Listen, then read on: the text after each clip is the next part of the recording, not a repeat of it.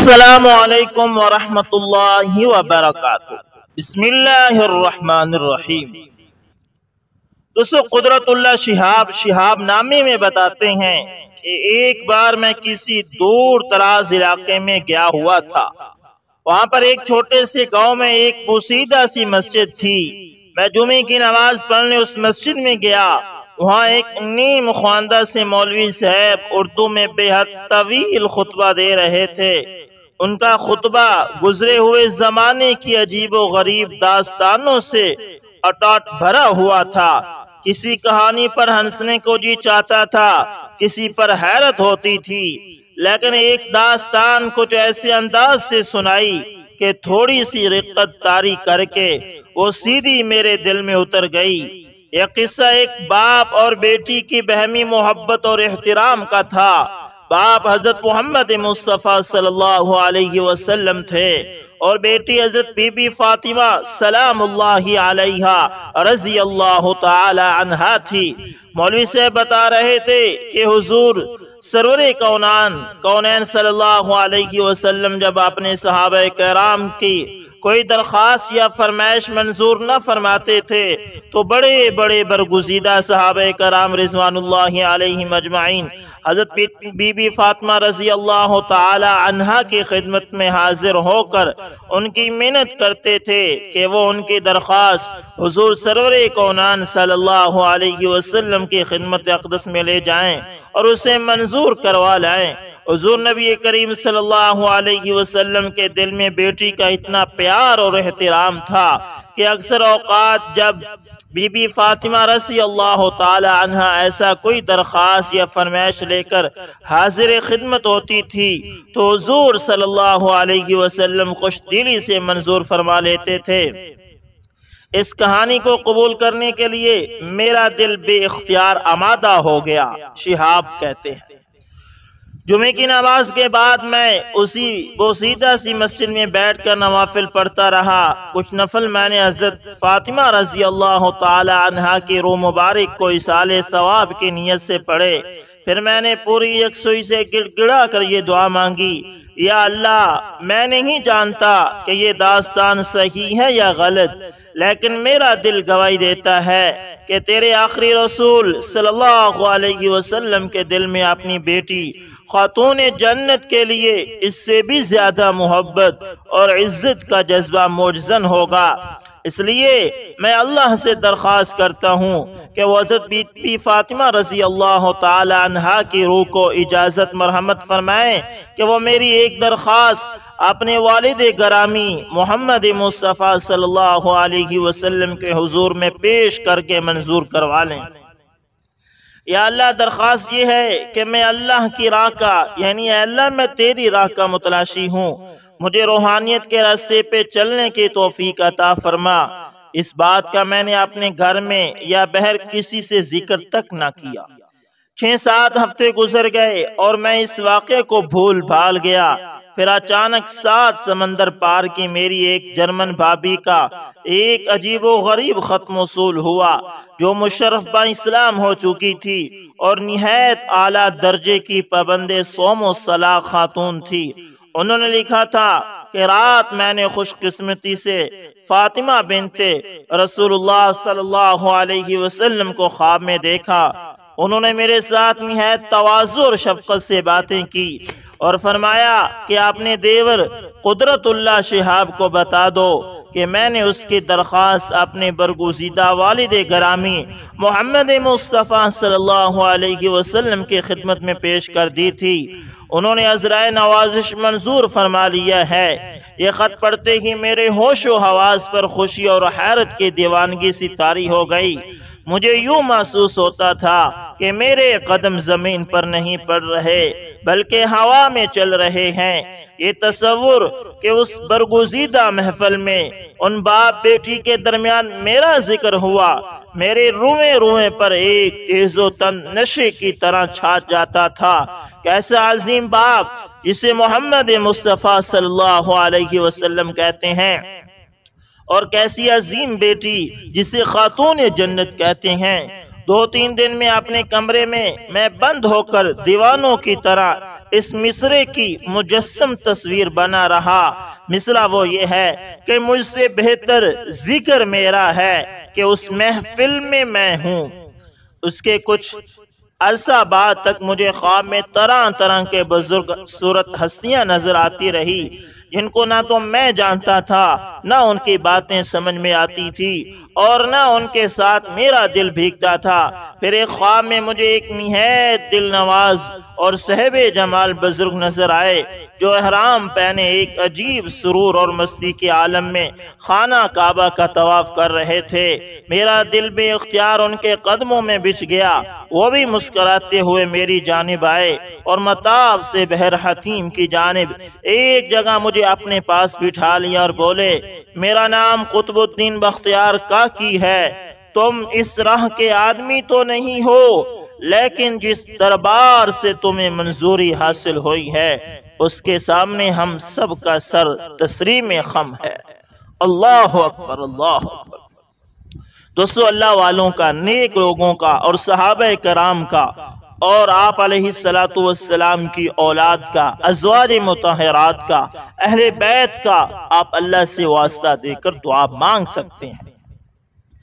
دوستو، اسی طرح حضرت سیدنا جابر رضی اللہ تعالی عنہ فرماتے ہیں کہ حضور سرور کونین نبی پاک علیہ السلام صاحب الاولاق صلی اللہ علیہ وسلم ہمارے پاس تشریف لائے اور ارشاد فرمایا کہ اچانک میرے پاس میرے خلیل جبرائیل امین علیہ السلام آئے اور کہا، اے محمد صلی اللہ علیہ وسلم، اس ذات کی قسم جس نے آپ صلی اللہ علیہ وسلم کو حق کے ساتھ مبعوث فرمایا، اللہ عز و جل کے بندوں میں سے ایک بندے نے سمندر میں ایک پہاڑی کی چوٹی پر 500 سال تک اس کی عبادت کی۔ اس پہاڑ کی چوڑائی اور لمبائی 30 ہاتھ تھی، اور اسے سمندر نے ہر طرف سے 4000 فرسخ، ایک فرسخ 3 میل کا ہوتا ہے، 4000 فرسخ تک گھیرا ہوا تھا۔ اللہ عز و جل اس کے لیے انگلی جتنی چوڑی شیریں نہر نکالتا، جس میں ایسا ایسا میٹھا پانی بہتا اور پہاڑ کے نیچے جمع ہو جاتا، اور ہر رات انار کے درخت سے ایک انار نکلتا۔ وہ شخص دن کے وقت عبادت کرتا اور جب شام ہوتی تو اترتا، وضو کرتا اور وہ انار لے کر کھا لیتا، پھر نماز کے لیے کھڑا ہو جاتا۔ اس نے باوقت وصال اللہ عز و جل سے سوال کیا کہ وہ سجدے کی حالت میں اس کی روح قبض فرمائے۔ زمین اور کسی دوسری چیز کو اسے ختم کرنے کی قدرت نہ دی، یہاں تک کہ بروز قیامت وہ سجدے، یعنی اس نے یہ دعا مانگی تھی کہ اللہ میری روح سجدے کی حالت میں قبض ہو، اور میری جو لاش ہے نا اس کو کوئی چیز کھائے نہ، یعنی میری لاش سجدے کی حالت میں پڑی رہے۔ کہتا ہے کہ زمین اور کسی دوسری چیز کو اسے ختم کرنے کی قدرت نہ دے، یہاں تک کہ بروز قیامت وہ سجدے کی حالت میں ہی اٹھایا جائے۔ حضرت جبرائیل امین علیہ السلام نے کہا، اس کے ساتھ یعنی اس شخص کے ساتھ ایسا ہی کیا گیا۔ جب ہم نیچے اترتے یا چڑھتے تو اس کے پاس سے گزرتے، اور ہمارے علم میں ہے کہ اسے قیامت کے دن اٹھایا جائے گا اور وہ اللہ عز و جل کے سامنے کھڑا ہوگا، تو اللہ عز و جل اس کے متعلق ارشاد فرمائے گا، میرے بندے کو میری رحمت سے جنت میں داخل کر دو۔ وہ عرض کرے گا، اے میری پروردگار عز و جل، بلکہ میرے عمل سے مجھے جنت میں داخل کرو۔ اللہ عز و جل ارشاد فرمائیں گے، میرے بندے کو میری رحمت سے جنت میں داخل کر دو۔ وہ عرض کرے گا، نہیں، اے میرے پروردگار عز و جل، میرے عمل سے مجھے جنت میں داخل کرو۔ تو اللہ عز و جل فرشتوں سے ارشاد فرمائے گا کہ میرے بندے کے عمل کا اسے دی گئی میری نعمتوں سے موازنہ کرو، تو آنکھ کی نعمت اس کی 500 سالہ عبادت کو گھیر لے گی، اور باقی جسم کی نعمتیں اس پر زائد ہوں گی۔ اللہ عز و جل ارشاد فرمائے گا، میرے بندے کو جہنم میں داخل کر دو، تو اسے جہنم کی طرف کھینچا جائے گا۔ وہ پکارے گا، اے پروردگار عز و جل، مجھے اپنی رحمت سے جنت میں داخل فرما دے۔ تو اللہ عز و جل ارشاد فرمائے گا کہ اسے واپس لے آؤ۔ اسے اللہ عز و جل کی بارگاہ میں کھڑا کیا جائے گا تو اللہ عز و جل اس سے پوچھے گا اے میرے بندے تجھے کس نے زندگی بخشی حالانکہ تو کچھ نہ تھا؟ وہ عرض کرے گا اے میرے پروردگار عز و جل آپ نے تو اللہ عز و جل ارشاد فرمائے گا کس نے تجھے 500 سال عبادت کرنے کی قوت دی؟ وہ عرض کرے گا اے میرے پروردگار عز و جل تو نے اللہ عز و جل ارشاد فرمائے گا کس نے تجھے عظیم سمندر کے درمیان پہاڑ پر ٹھہرایا، تیرے لیے نمکین پانی میں سے میٹھا پانی نکالا اور تیرے لیے ہر رات ایک انار پیدا کیا جبکہ وہ سال میں ایک مرتبہ نکلتا ہے، اور تو نے کس سے عرض کی کہ میری روح سجدے کی حالت میں قبض کرنا، تو ایسا ہی کیا گیا؟ تو وہ بندہ عرض کرے گا اے میرے پروردگار عز و جل یہ سب کچھ کرنے والے تو آپ ہی ہیں۔ اللہ عز و جل ارشاد فرمائیں گے یہ سب میری رحمت سے ہی تو ہے، اور میں اپنی رحمت سے ہی تجھے جنت میں بھی داخل کرتا ہوں، میرے بندے کو جنت میں داخل کر دو۔ اے میرے بندے تو کتنا اچھا تھا، بس اسے اللہ عز و جل داخل جنت فرما دے گا۔ حضرت جبرائیل امین علیہ السلام نے عرض کی اے محمد صلی اللہ علیہ وسلم بے شک تمام اشیاء اللہ عز و جل کی رحمت سے ہی ہیں۔ اللہ اکبر، اللہ اکبر۔ واقعتاً دوستو اللہ سے اللہ کی رحمت ہی مانگے، ہمیشہ اللہ سے مانگا کریں کہ اللہ جی ہمارے ساتھ اپنی رحمت کا معاملہ فرمائیں۔ اللہ سے اللہ کی رحمت دوستو مانگا کرو۔ دوستو اسی طرح امام احمد بن حنبل رحمت اللہ تعالی فرماتے ہیں ایک بار راہ چلتے ہوئے امام احمد بن حنبل رحمت اللہ تعالی اپنا واقعہ سنا رہے ہیں، فرماتے ہیں کہ ایک بار راہ چلتے ہوئے میں نے دیکھا کہ ایک ڈاکو لوگوں کو لوٹ رہا ہے۔ کچھ دنوں بعد مجھے وہی شخص مسجد میں نماز پڑھتا نظر آیا، میں اس کے پاس گیا اور اسے سمجھایا کہ تمہاری یہ کیا نماز ہے، خدا کے ساتھ معاملہ یوں نہیں کیا جاتا کہ ایک طرف تم لوگوں کو لوٹو اور دوسری طرف تمہاری نماز خدا کو قبول اور پسند آتی رہے۔ ڈاکو بولا امام صاحب میرے اور خدا کے مابین تقریباً سب دروازے بند ہیں، میں چاہتا ہوں کوئی ایک دروازہ میرے اور خدا کے مابین کھلا رہے۔ کچھ عرصے بعد میں حج پر گیا، طواف کے دوران دیکھتا ہوں کہ ایک شخص کعبہ کے غلاف سے چمٹ کر کھڑا کہتا جا رہا ہے میری توبہ، مجھے معاف کر دے، میں اس نافرمانی کی طرف کبھی پلٹنے والا نہیں ہوں۔ میں نے دیکھنا چاہا اس بے خودی کے عالم میں آہیں بھر بھر کر رونے والا کون خوش قسمت ہو سکتا ہے؟ کیا دیکھتا ہوں کہ یہ وہی شخص ہے جسے میں نے بغداد میں ڈاکے ڈالتے دیکھا تھا۔ تب میں نے دل میں کہا خوش قسمت تھا جس نے خدا کی طرف جانے والے سب دروازے بند نہیں کر ڈالے، خدا مہربان تھا جس نے وہ سبھی دروازے آخر کھول ڈالے۔ تو کیسے بھی برے حال میں ہو دوستو، کتنے ہی تم گنہگار ہو، خدا کے ساتھ اپنے سب دروازے بند مت کر لینا۔ جتنے دروازے کھلے رکھ سکتے ہو انہیں کھلے رکھنے کے لیے شیطان کے مقابلے پر مسلسل زور مارتے رہنا اور کبھی ہار مت ماننا۔ کوئی ایک بھی دروازہ یہاں کھلا مل گیا تو کچھ بعید نہیں وہ سب دروازے ہی کھل جائیں جن کے بارے میں تمہیں کبھی آس نہ تھی، ہو سکتا ہے کہ وہ بھی کھل جائے جن کے بارے میں تمہیں کبھی آس نہ تھی کہ خدا کی جانب سفر میں ان سب خوبصورت راہوں سے تمہارا کبھی گزر ہوگا۔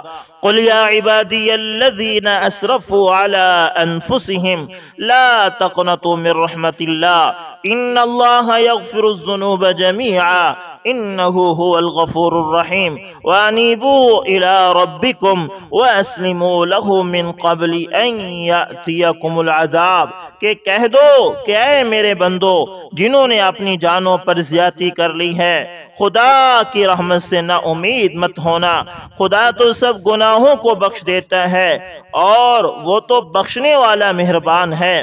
رجوع کر لو اپنے پروردگار سے اس سے پہلے کہ تم پر عذاب آ واقع ہو۔ خیال رکھنا خدا کی جانب دوستو کبھی پشت مت کرنا۔ اللہ اکبر، اللہ اکبر۔ دوستو اسی طرح حضرت سیدنا ابو سعید خدری رضی اللہ تعالی عنہ سے روایت ہے کہ صحابہ کرام رضوان اللہ علیہم اجمعین کا ایک قافلہ عرب کے کسی قبیلے میں گیا تو قبیلے والوں نے ان کی ضیافت نہ کی۔ اسی دوران قبیلے کے سردار کو بچھو نے ڈنس لیا، یعنی بچھو نے ڈنگ مار دیا۔ قبیلے والوں نے اہل قافلہ سے پوچھا کہ کیا تمہارے پاس اس کاٹے کا دم یا دوا ہے؟ انہوں نے فرمایا چونکہ تم لوگوں نے حق ضیافت ادا نہ کیا، یعنی تم لوگوں نے ہماری مہمان نوازی نہیں کی، اس لیے جب تک ہمارے لیے کچھ مقرر نہ کرو ہم علاج نہیں کریں گے۔ چنانچہ قبیلے والوں نے کچھ بکریاں دینا منظور کر لی۔ بس ایک صحابی نے درد والی جگہ پر اپنا لعاب لگایا اور سورہ فاتحہ الحمدللہ رب العالمین الرحمن الرحیم مالک یوم الدین ایاک نعبد و ایاک نستعین اہدنا الصراط المستقیم صراط الذین انعمت علیہم غیر المغضوب علیہم ولا الضالین آمین۔ اس سورہ فاتحہ پڑھ کر دم کیا تو درد فوراً ختم ہو گیا۔ بس قبیلے والے مقررہ کردہ بکریاں لے آئے، مگر صحابہ کرام رضوان اللہ علیہم اجمعین نے کہا کہ جب تک ہم اپنے نبی کریم صلی اللہ علیہ وسلم سے نہ پوچھ لیں اس وقت تک یہ بکریاں نہ لیں گے۔